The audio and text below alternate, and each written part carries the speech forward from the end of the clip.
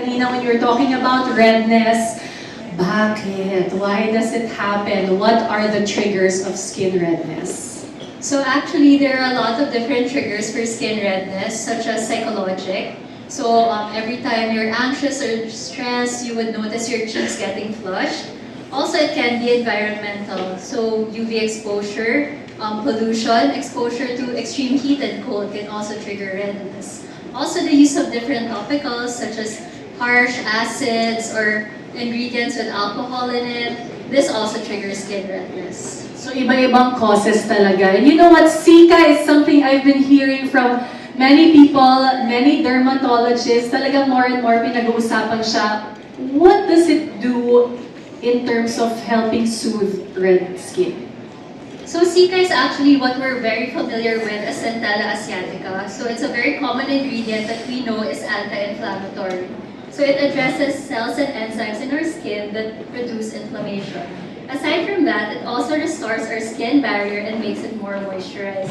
So it's like a dual action and very good ingredient. Okay, got it. So, Doc, how important is it, especially when your skin is redness prone, to protect your skin regularly? Having a very basic skincare routine that you can adhere to every day is important because any kind of redness in our skin signals some sort of cellular inflammation. So if you have cellular inflammation, chronic inflammation occurs later on and premature aging can also occur. So having like a cleanser, moisturizer, sunscreen, simple routine and stick to it. That's very important. Yes, so find one that is right for you and then be consistent. I think that is really most important. Thanks, Doc. I'll move a bit here to your left. Of course, Jess, another long-time Cetaphil ambassador. Like many of the women who are here as well, you juggle so many things in life. By the way, si Jess, she has a 3-month-old baby, ha? And she looks incredible, amazing. Kaya we really love to hear tips from you, juggling career, family life, right? So you have been vocal that you have sensitive skin. Especially going through puberty. And then lockdown was the worst. I just remember taking photos and sending it to my derma, like, what is happening? Yes. And now that you say it's stress, I'm like, that makes so much sense. Because there was either the indoor pollution that was like no exposure to fresh air, and then the stress. I remember my skin just being so red. And it was my first time to actually have that after puberty. And now I see it, it comes, and exactly what you said, it's travel, it's hormones after having a baby, it's sleepless nights, it's anything. Like, it surprises me sometimes. I'll try a product, something that I thought was gentle, or like makeup, and then it just flares up. So I accept that my skin is very prone to redness, and it's definitely all those things from stress, the skin barrier being weak. Definitely, it always is prone to skin redness, and I think many of us can relate to that. Yeah, I think that's such an important tip, but practical.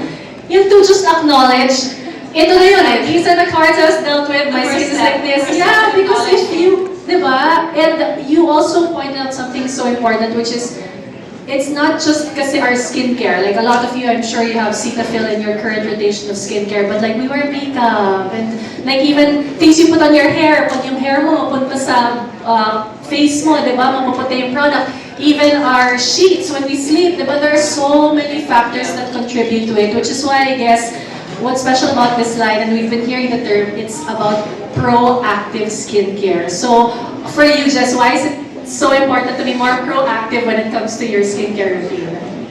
You just never know when it's gonna creep up on you, and it seems so like, oh, we just have red skin, what's the problem? But really, when you're trying to manage so many things and just get through your day, those kind of like triggers in your skin, they also can be, you feel insecure, you don't like how you look, but also it hurts, it stings, it's tight. It's just one less thing you don't want to think about, and you can be proactive. You don't have to wait for that medical band-aid. You don't have to wait for that emergency. You don't need to be reactive. You can do something about it. Yeah, I love that. And of course, that's why we are joined by, like I mentioned earlier, they are Cetaphil Sika KOLs. We want to know, how's it been? So Bea and Mika, we'd like you to share with all of us the difference that you noticed before and after using the Cetaphil Soothing and Comforting line? Okay, well, with my line of work, I am a courtside reporter, and being a correspondent in sports, it requires you to be under the sun for very long hours. You wear your makeup almost the whole day. So with my skin, I've always had sensitive skin growing up, and I've always noticed dry patches, and that's really where your makeup usually clings, right? So when it does, that also irritates me a little bit, especially when you remove it, because of how tight and dry your face tends to be after you wash it. So when I started using the Cica line, and let me tell you, when I did, I had no idea what Cica was during that time.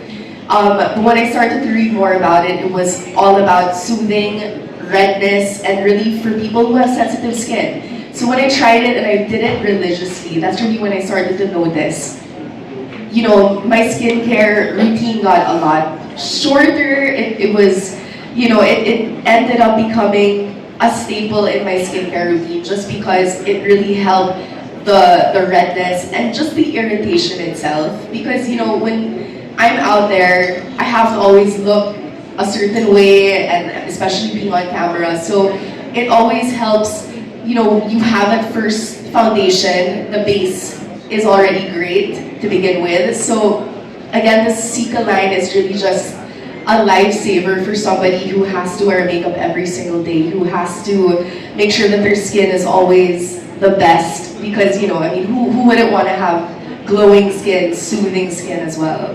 Absolutely, and diba, sabi nga nila, the best makeup tip is really having the best base, which is the best skin as well. How about you, Mika? Your experience from your skin before and after using Cica? Similar with Bea, actually. We were talking about it. I'm in my career as a model and actor. I usually get that Asian flush.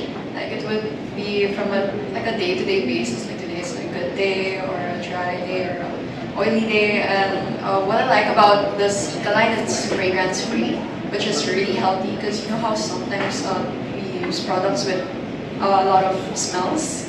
I appreciate the non-smell and it's just light on my face before I put makeup on because it would dry up and it would get a bit flaky when the day is caught. And when you add products with like foundation or eyelashes or all those things, it just makes it more. It makes our skin feels more heavy. So it's really good, like after I do a shoot, like I just remove my makeup and I just wash my face and I just use Cica products from Cetaphil. The right knowledge, the right ingredients like Cica, be consistent with your routine. Our sensitive skin can feel more calm and more resilient every day.